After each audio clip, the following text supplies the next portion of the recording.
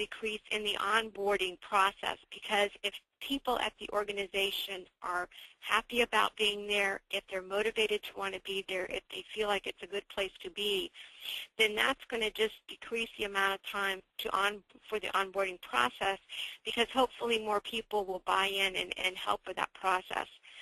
You know, I can remember back in college we had, and even high school, we had a process called the O-team. This was the orientation team.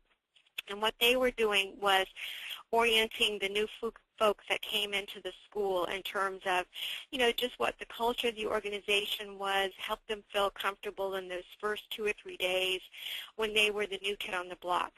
Perhaps for employers, we need to think about doing this for new employees. Yes, we have orientation and we get them in that first day and kind of go through some forms and maybe some initial programs, but on an ongoing basis, do we need to pair people up? And perhaps we can look at using our generations to pair people up to be mentoring for new employees, again, just to make the workplace a more desirable place to be, which can help out for retention and definitely can help out for recruiting going forward.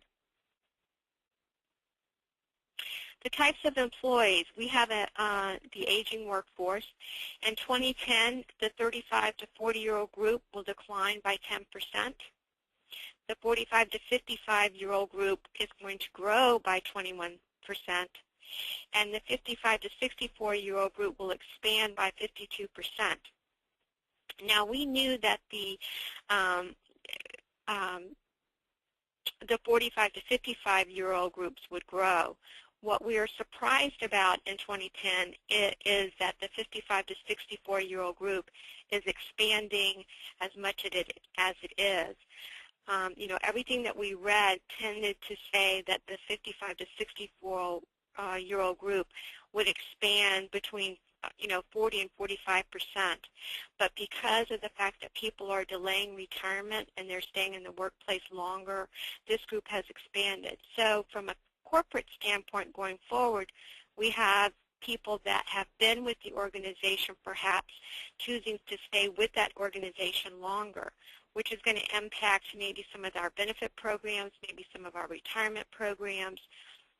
So we need to think about, if the generational groups remain as they are, what are we going to do in terms of those type of benefit and retirement programs ongoing for this group that is expanding. So just some things to think about in the future. We need to think about, as we have these diverse groups of people in the organization, and we have different perspectives on what a job should be in terms of full-time. Are we at the same place all the time? Are we working the same hours? We're going to have different groups of employees. We have the full-time employee, which has been the traditional employer or employee of choice in most organizations today. But what's going to be growing more than any other model is this free agent workforce. And these can be contract, they can be seasonal, they can be project people.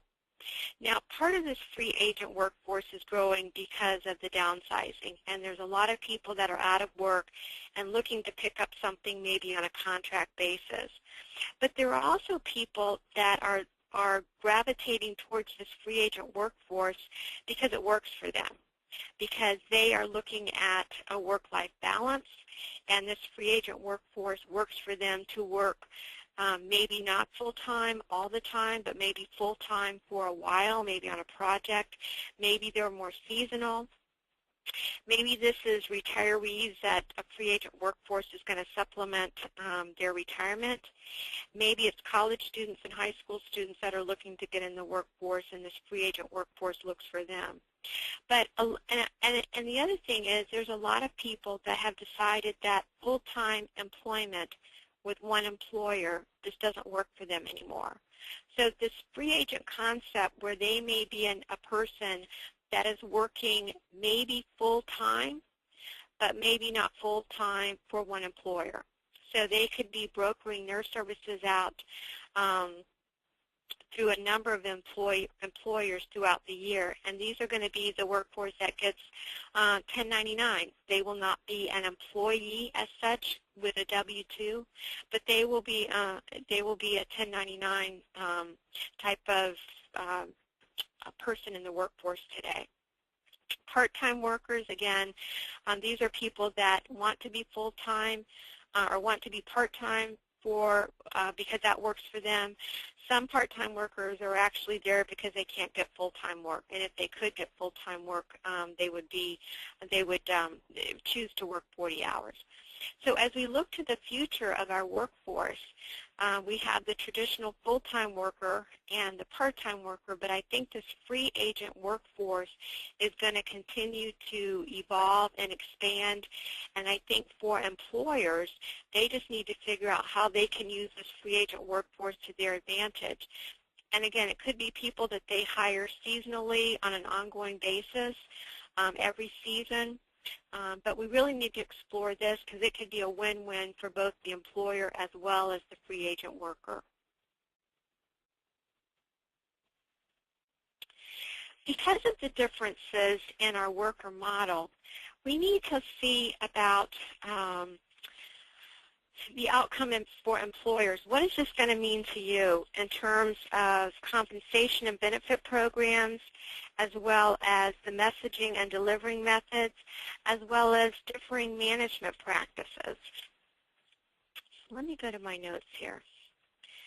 When we look at different compensation and benefit programs, as we said before, we're probably going to look at, what is going to work today for this part of the organization that is going to be on a free agent program.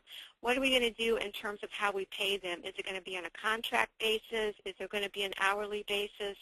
What about benefits? What's going to be the benefits that are going to keep these people engaged in our workforce? Do we have to look at different retirement models? Do we look at something that's totally portable? And we know that with the 401k and the Roth programs, those are portable.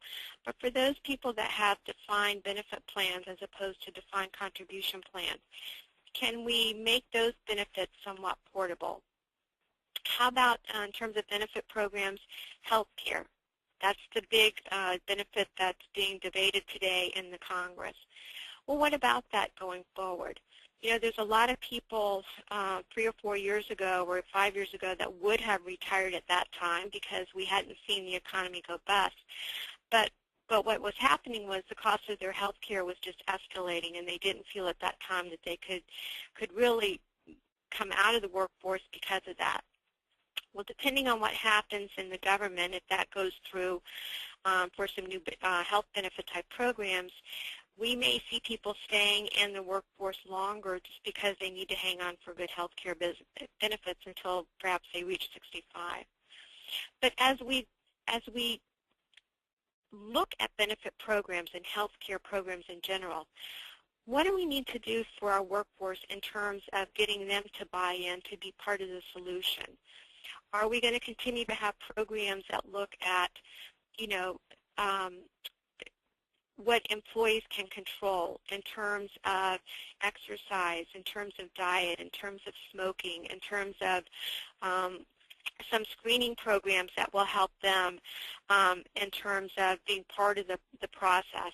And if they choose a lifestyle that is not as healthy as they could be, perhaps, because they choose to continue smoking or not exercising and some things, should they have to pay a higher benefit premium because of that? Businesses are looking at this whole healthcare module themselves because it is a piece of the pie that the costs continue to soar. So we have to be very creative in how we kind of come up with these programs so that we can afford to offer them as a benefit for our workforce, and yet kind of look to employees to say, you have to be a partner in this, and what are you willing to do in order to perhaps lower your own costs as well as be a benefit to you from a health standpoint?